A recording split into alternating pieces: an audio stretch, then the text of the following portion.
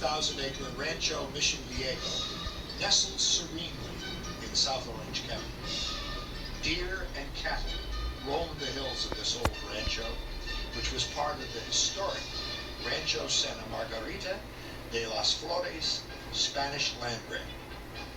In November 1963, Mission Viejo Company was formed and approached the O'Neill family to present them with a plan for the development of the western 10,000 acres of their ranch.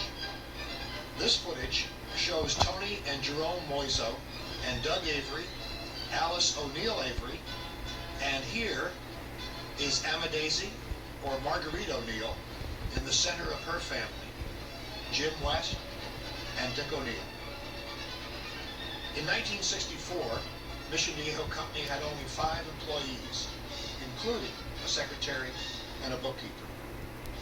Tepfer immediately whipped out his colored pencils and began work on the master plan, which was approved the following year. Construction soon began on the La Paz Bridge to give Mission Viejo its first freeway access.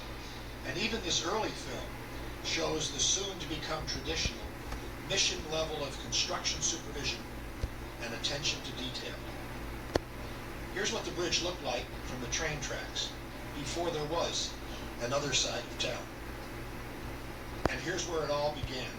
The first homes went on the market in November of 1965, and Mission Viejo Company sold land to the Tustin Unified School District for the first high school, which wiped out some early red ink. Here's an excerpt from a 1972 company film depicting how Phil Riley, Jim Tepfer, Tom Blum, and Doug Osmond made the sales pitch. Jim, why don't you explain to Bob how the thing is going to lay out on the ground? Phil, I think the site is ideally suited for a high school. And very simply, this area through here I see is most of your athletic fields and the stadium. This ridge area would be primarily for your administration buildings and library. Classrooms probably over in this area here with your mass parking area here. Fellas, what about utilities? There should be no problem, Jim. They'll all be in and ready when the site's ready. Storm drain, water? No problem there either, Jim. We're going to run that water between the site, high school, and the freeway. It's going to just be a great-looking site, Bob. Well, I can visualize the school all right, but I do have one problem. How am I going to justify it out here where there's no population? Bob, it's out in the boonies now. But it isn't going to be in the boonies for very long. When we commence to implement the plan that these fellows have come up with, the people will come. And we'll see to it that you get the football stadium built at no cost to the district. In addition, we'll give you 7 acres of land around those trees if you'll agree to save it as an agricultural area for 4-H activities for the high school kids. Now, if you're no longer in the boonies, you need a community newspaper. In 1966, the first Mission Viejo Reporter, a completely unbiased paper, debuted. And Mission Viejo High School opened its doors.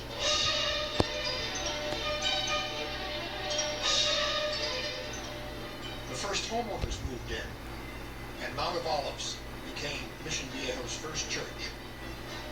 1966 also saw the opening of the community's first post office at La Paz and Crescenta, and now Mission was officially a place.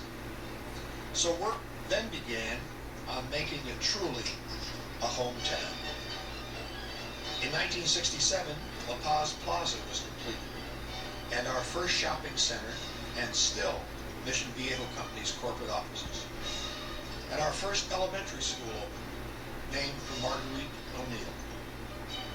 In June of '67, Phil Riley became the first reorganization survivor, and Mission had a new president. That was also the year Mission Impossible, also known as Mission Viejo Golf Club, debuted, and El Dorado Homes welcomed its first move-in. Then in December, the Mission Viejo Activities Committee was formed to present the first annual Christmas program. In 1968, after just 3 years, $65 million in construction had been completed, and 8,000 residents occupied 2,500 homes. The $400,000 Montenoso Recreation Center opened that year to great excitement, and the Mission Viejo Nadadores were born, with 23 members under the part-time coaching of Tom Martin. Granada and Mission Ridge homes debuted, as Mission Viejo became the fastest growing community in Orange County. Here's what we said then. For 26 consecutive openings, prospective buyers have camped out in trailers, cars, and tents for up to 10 days, awaiting the availability of a new unit of homes. Those were the days when 51% of our sales were made by referrals from our own residents. Mission Viejo also became a college town with the dedication of Saddleback College by Governor Ronald Reagan. In 1969, Coronado homes went on sale, and Mission Viejo reached the 10,000 population mark. Burroughs Corporation announced construction of a $16 million Mission Viejo plant, and a new player rode onto the scene. Do, do, do, do, do, do, do, do.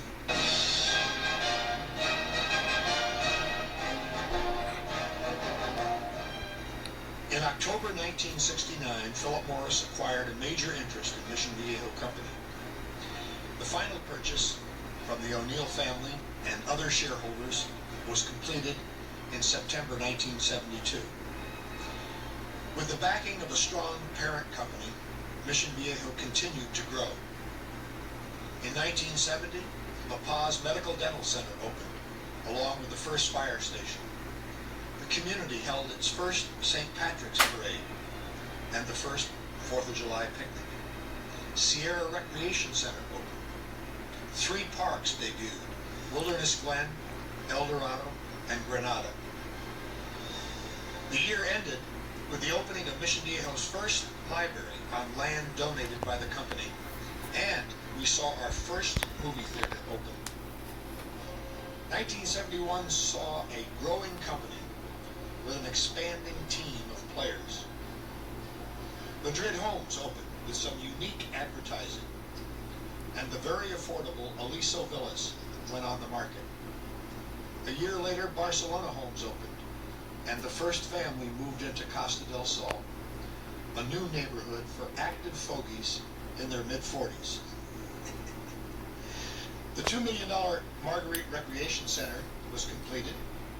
The Nadadores grew to 300 swimmers, some of whom were not the children of Riley and Tepfer, and we hired a 23-year-old high school swim coach named Mark Schubert.